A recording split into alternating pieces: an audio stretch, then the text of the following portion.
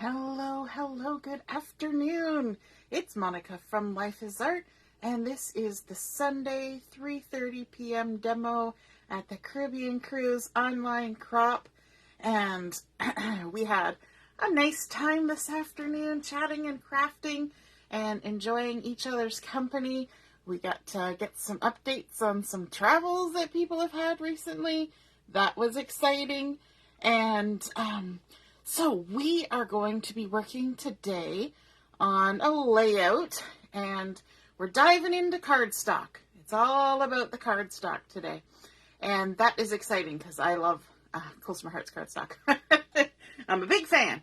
But we're going to be looking at a few things from the Cape Cod collection as well, and you have seen these before, but I'm just going to refresh your memory. We are going to be using a little bit of the coordinating cardstock. We're going to be using some embellishments. We're going to be using some stickers. And we're going to be using the scrapbooking stamp set. We're also going to be using this stamp set right here, Setting the Scene. It's way back in the back of the catalog. It's got some fun stuff. And yeah, that's where we're headed. So let's get started. We are going to begin today with a plain piece of white daisy cardstock. And I'm just going to add a little bit of adhesive here so I can stick it to my Versamat and not have to fiddle with it while we're crafting. There we go, because it tends to want to move around. And this way I can keep track of it and not have it wandering. Plus, I would like to use the measurements on the side of my Versamat, and so if I get out of alignment, then my measurements don't work so well. If you're joining me live, just say hello or howdy so I know you're here. Feel free to comment anytime. And if you're watching on a replay, you can just say replay. And I see Heather's here already. Hello, Heather. Good afternoon. And so we are going to start with cardstock. And the cardstock we're using is going to be kind of monochromatic. And that is a fun place to start when working on a layout, is kind of pick a theme, pick a color, pick your photos. And my photos really sort of determined the layout. It doesn't always, because quite often I start with a layout and then add photos to it, but today I started with my photos. So I hope your video is going better than than my video on the side here. I'm actually going to restart it and see what happens, because it's kind of gone a little funky. But anyway, so I'm starting with a piece of Harbour cardstock. And one thing to know about our cardstock is that our cardstock is double-sided. That means there's a true color side, and then there's a lighter side, which gives us some variation in color, and that is going to work fantastically for the technique that I'm going to demonstrate today. You can see I've still got white paint on myself from this morning's demo. I have washed my hands several times since, but I'm starting out with a piece that's 3 inches by 12 inches, and all my cardstocks today are going to be cut to that same size, 3 by 12, or 12 by 3, because I usually go sideways first and then vertical. But this is the front side of Harbour cardstock, and if I roll it over like this, you can see that the other side is lighter. The other thing that you can see when I start doing the technique here is that the cardstock has a white core. If I hold it up on the side like this, you can see there's a white core in here. And we do have cardstocks that don't have a white core. We have one. It's the black core black cardstock. And that is really good if you want to do some paper bending with it. But then there's no chance of it cracking and exposing any white from the inside because it's black all the way through. So what I want to do with this piece of cardstock is I'm just going to go like this. And I'm going to tear down the full length of it. And my tearing can wander. And I'm just going to try and aim for the center all the way along. Now, if I pull those two pieces apart, you can see that one side now has a white edge exposed and the other side doesn't. So when you're tearing and you don't want your white edge exposed, the piece that you want to keep, you pull towards yourself. And the piece that you want white core to be exposed on, you push away from yourself. Okay, so that gives you two different looks. Now for the technique I'm doing, I want the white core showing, and I also want both colors of my cardstock. So I'm just going to flip my other cardstock over, and now I have both colors. Awesome. So we are going to be doing sort of a monochromatic look, and to do that, I need to bring in some other cardstocks. And so I'm going to create a gradient of color using different colors of blue. So I started with my Harbour, and then I'm bringing in a piece of Sapphire, and this Sapphire, I did the same thing. It was 12 inches by 3 inches, and I tore it straight down the center, and now you can see those two different tones that you get from the same piece of cardstock, just because they're double-sided. And they're dual tone. And then I also have a piece of Bluebird, same thing, 12 by 3, and rip down the center, and we get two more tones of blue happening. Then I also have a piece of Periwinkle, same size, 12 by 3, rip down the center. See, I didn't make you sit and watch me rip all these pieces of paper. And again, two more tones. So out of 4 pieces of cardstock, I get 8 different variations of blue, which is a great way to start creating a monochromatic page. So what I want to do is I want to start with my lightest color at the top, because, you know, as you get deeper into water, the color gets darker, right? So we're going to start with the lightest, which is the Periwinkle, and it's the back side. And, whoops, got half of it there. And I want to line this up on my Versamat because I want it to kind of end up in the right spot. So I want it to end up being about at the 8.5 inch mark. So I'm going to line it up around the 7, like that. And now, this will let me just kind of build this way. It's kind of a little bit nerve-wracking because you want to make sure you get them sort of equally spaced and whatnot. So I could lay them all out, but I think I've measured. Let me just do a little tabulation here. 1, 2, 3, 4, 5, 6, 7, 8. Yep, I think we're good. I think we're gonna be okay. We'll kind of spread them out if we need to, or closer them together if we need to. Gonna put that one on about 6 inches. And then we're coming in with the Bluebird. And of course, this is going to be like a favorite for me because you all know my favorite color is blue. And so doing a monochromatic page in blue is super fun. Let me just double check. So we're going to do 4, 3. Yep, that's going to work. There we go. Sticking it on like so. You gotta laugh. I have to do math several times before I trust my math. I was never a very good math scholar. Still am not a math scholar. But, you know, we try. I'm not sticking this down very well, and so that's why it's not coming off very well. So this is why I needed that base page of the White Daisy stuck down so that I could get all these things lined up how I want them without my base page having to be adjusted every time. Hey Mom, nice to see you're watching. Katie's here too. Hello, hello. And coming in with our Sapphire, going for the light side first. There we go, that's better.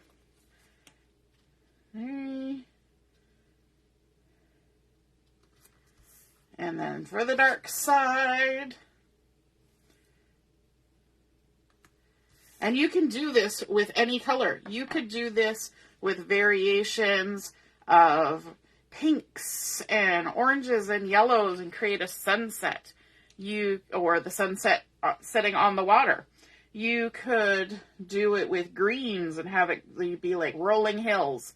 All sorts of different things that you can do.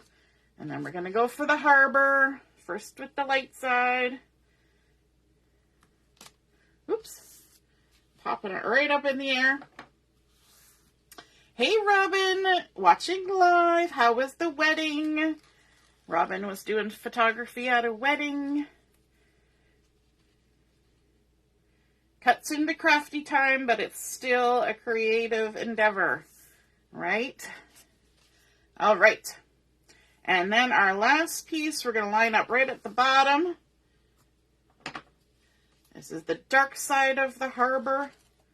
That's a perfect color name for something that we're using to represent water, right? Harbour.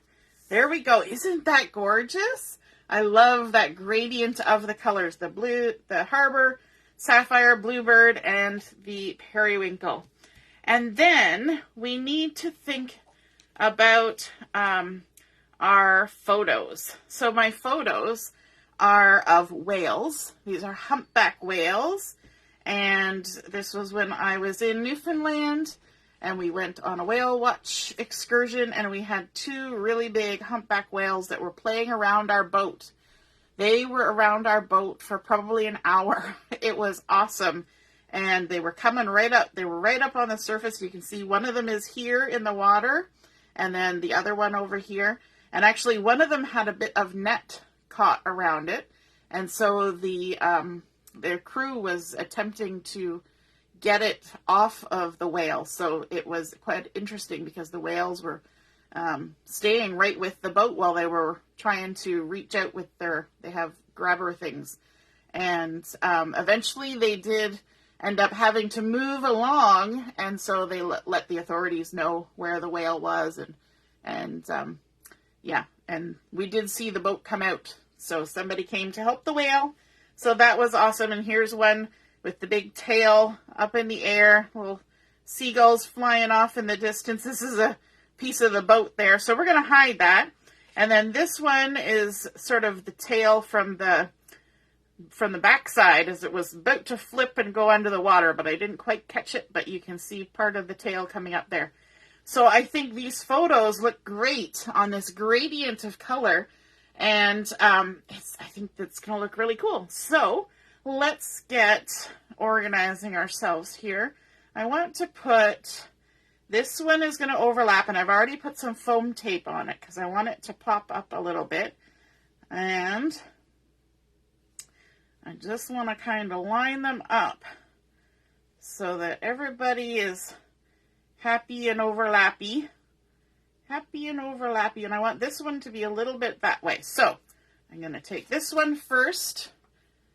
I'm not putting any matting on these photos because I want it to have that look of being in the water. So I'm just doing photos right on top of all that beautiful cardstock in the background. Hey, Allison. Oh, Carol's here too. Hello, hello. And Michelle, Pamela. Fun. Everybody's joining in. So this one's going to go down first. And we're going to tuck it a little bit so that little weird thing on the boat is hidden. I mean, it's probably not something weird. It's probably something very important. But it's not important to my photo. And the other thing about my placement of my photos, I was trying to do something where I lined up my horizon, but it was awkward for the photos that I had. So by moving it down, I'm kind of breaking that horizon, but that's okay. We've got broken things happening in the background.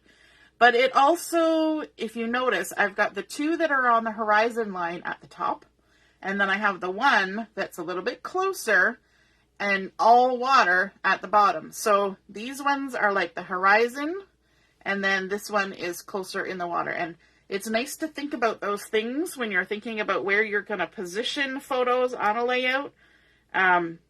Not that you can't put them other ways. It's just that your eye and your brain like that, right? Because your eye and your brain envision the horizon and then other things. So if I switch them around and had them like this, your brain would be like, why is the horizon? And then we're back in the water, right?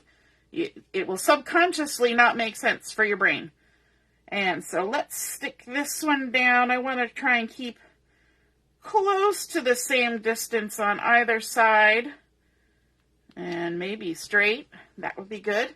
And then this last one, as I said, I've got it popped up with some foam tape.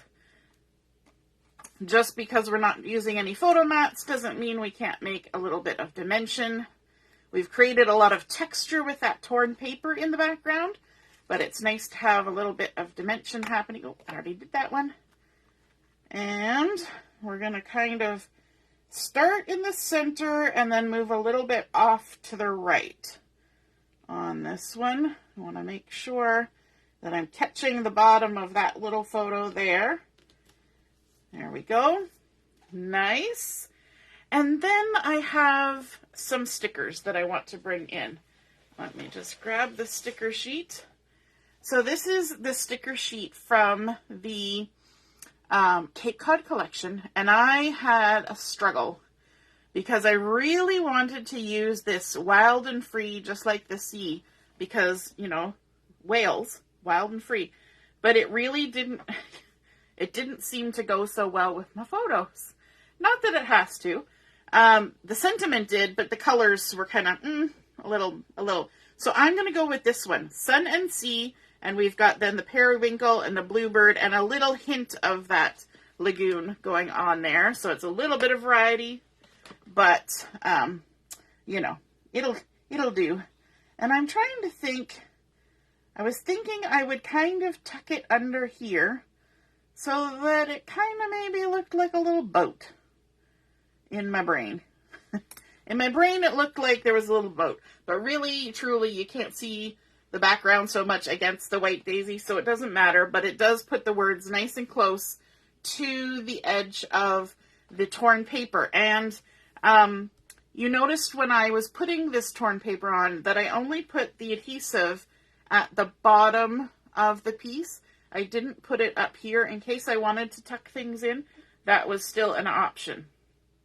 Okay, so now I would like to bring in my stamp set here. I want to stamp out a couple pieces of coral, and I'm going to do it with the Periwinkle ink so that it's all samey. And, of course, I stuck it to my Versamat, so I'm just going to give it a little twist. A twist and lift. And I'm not going to be able to fit 2 pieces of coral on the piece of cardstock that I grabbed from my bin of scrappy bits. So let me go in, dive in. Look at that. See, like I said, it's a bin of scrappy bits. You got to keep the scrappy bits so that you can do your stamping whenever you need to. So I'm going to stamp one coral there. You know what? I can probably do both of them on this piece and save that other piece for something else. There we go. Now I do have a die cut for this, so I could cut it with the die cut. I suppose I could do that. So let me just grab that out of the set. I don't often think of the die cut because I don't always buy them with the die cut, but this one came with the die cut, and so we shall use it. Just going to get rid of a couple little weird pieces, like so. Grab some washi. I think 99% of the time I use washi tape for holding down dies. What about the rest of you? Do you use washi tape for crafting? I know some of you do. Or do you use it for holding things? There we go. And grab my machine. Let's die cut these. And then you don't have to sit and watch me fussy cut. Even though I would gladly fussy cut both of these, you don't want to watch that. So let's run this through. And we're going to run it through again. I like to do my stamping first and then my fussy cutting. Sorry, my stamping first and then my die cutting, because I find this process where I just line up the die around the stamped image so much easier than trying to take a pre-cut shape and aim my stamp at it. I'm not that coordinated, and so I like to do it this method. Stamp, then die cut. And there we go. We'll stick the die back on there and get rid of the machine. Back down to the floor you go. Okay, so where did we put our layout? There it is. Was there other stamping? Yes, there is, but it's going to happen on the layout. So let's get this lined up back on the Versamat, like so. And I thought that I would kind of create a little bit of a cluster down here. I was going to tuck one of these maybe kind of sort of behind-ish there, and then have one that was sort of in front-ish, but not too much because I don't want to cover up my little whale. But then I have the fun embellishments from this Cape Cod collection. You've seen me using these. We have the die cuts that are cut in craft and white, but in the embellishment collection, there are also these fun sort of translucent blue acrylic pieces. There's palm trees and shells and seagulls and hearts and starfish and all sorts of good things. And so I've pulled out a little anchor because we were on a boat. And I pulled out a little sand dollar because why not? And then I also pulled out a little trio of seagulls. So we could put a few seagulls up in the sky. Just look at that. There are 3 seagulls right there in our photo. So we're just going thematic here. And I think this kind of breaks up the horizontal lines that are happening. Even our photos are kind of in a horizontal line. So let me see. Maybe I'll put that one in front as well, but a little bit lower. So that's going to need a little dab of foam tape. So let's grab that. A little dab will do ya. There we go. And we have to do that because the photo is already popped up a little bit. So we'll pop that down there like that. And then over here, we're going to do the same thing. Add a little dab of foam tape. And then we can stick on our acrylics. Do this one up a little higher. And the best thing for sticking these acrylic pieces on are glue dots. So quick and easy. And let's just see how we're going to do this. We want one there. Maybe we'll have the anchor. One there. Now I'm mumbling to myself. I always end up at some point there.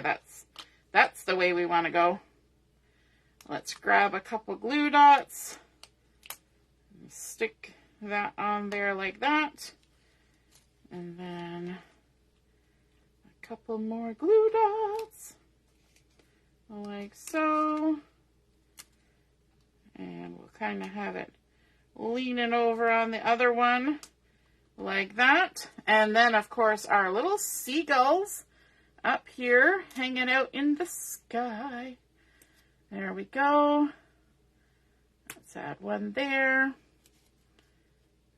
And that one's so tiny. So cute. And one there. And one up there. That is so fun. And that is where I'm going to leave. Oh, no, but wait, there's more. There was something else I wanted to do and I almost forgot. Remember, I said more stamping. We're bringing in the Periwinkle ink and I'm going to do some second generation stamping. So I need to have a nice spot to stamp. well, we'll call that a nice spot to stamp. Maybe I'll grab the foam from the stamp set. You know, I do have another Versamat I could do this with, but you know.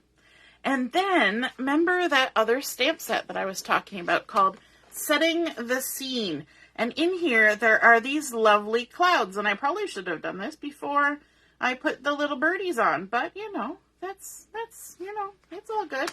So let's grab these little clouds out of here. And I grabbed a bigger stamp block. But now that I've got the birdies on there, we're going to take our little clouds off of the big one and use the little one because it'll get into closer spaces. So what I want to do is ink up in the Periwinkle, and then I'm going to do first generation stamping on my scrap paper, and then I'm going to come over here and, oh, crooked, stamp on my layout, and I can't see what I'm doing. So if y'all don't mind, I'm going to scooch a little closer. And there we go. Gotta love it when you stamp right on your layout and then you stamp crooked. That's why I had the larger block so that I could see what I was doing. You know what? I'm going to go back to the larger block because that solves my problems a lot of the time. Going to season that up. Ink it up. Check to make sure I didn't pick up oodles of ink. Stamp it once, and I'm actually going to stand up so I can see what I'm doing. And hopefully get it straightish. Much better. Going to do that again. Looking good. Okay, now let's change to a different shape.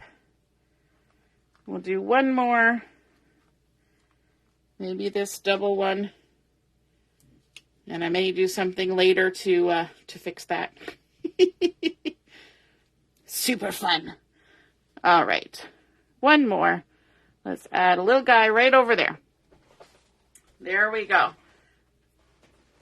All righty.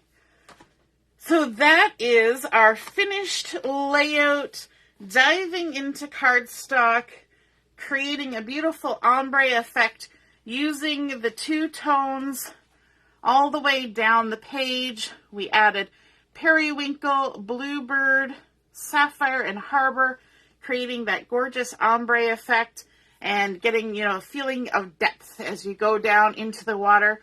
Layered up with our photos, popping one up, no matting, just using the beautiful cardstock in the background as the base for our photos, adding in some stamped embellishments and the beautiful blue acrylics. We'll put our thumb over the clouds so we don't see that.